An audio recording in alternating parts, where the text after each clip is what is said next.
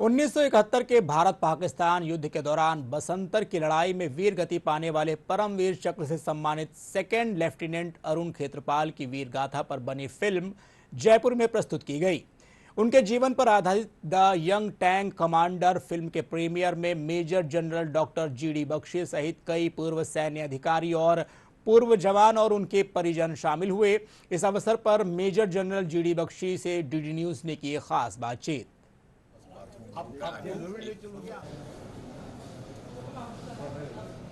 Major general GD Bakshi साहब इस समय में जयपुर में हैं। आज यहाँ पर एक खास स्क्रीनिंग की गई है। अरुण खेत्रपाल जो शहीद हुए हैं उन्हें लेकर के एक विशेष फिल्म जो है वो जयपुर में आज प्रस्तुत की गई। बख्शी साहब किस तरह की कहानी है और इसे किस रूप में प्रस्तुत किया गया, आज भी हमारे जो नायक हैं, हमारे शहीद हैं, वो हमारे लिए प्रेरणा स्रोत है।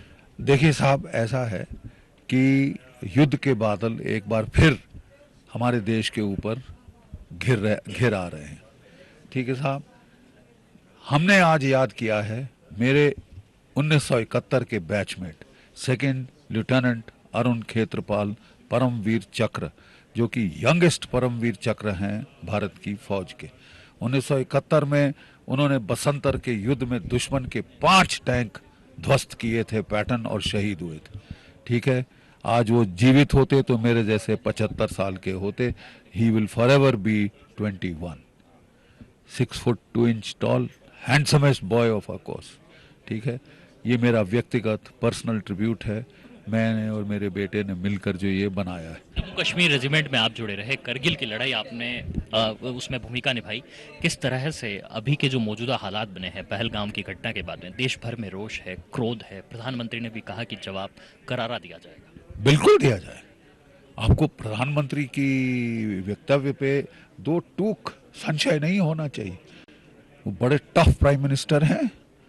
ठीक है साहब, दुनिया अगर वो भ्रिकुटी भी तान ले तो दुनिया डर जाती है।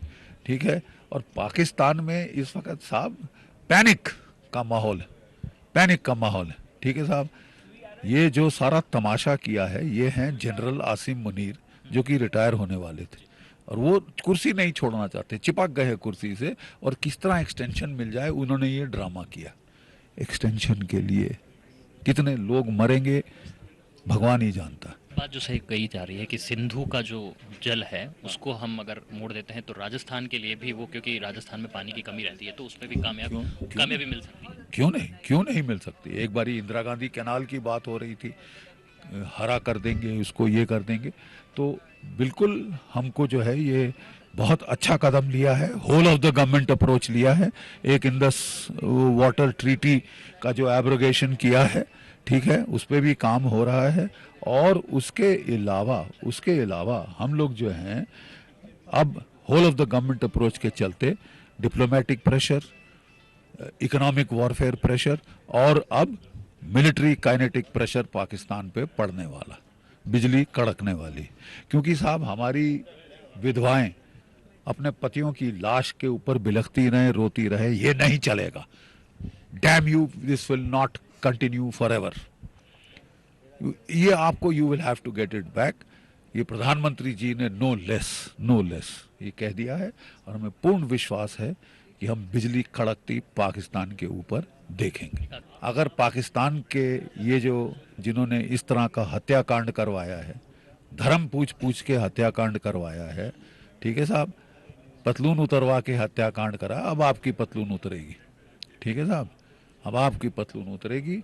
और अगर आपको ब्लड प्रेशर हो रहा है, आसिम मुनीर साहब को सर दर्द हो रहा है, लो बैक एक हो रही है, तो होनी चाहिए।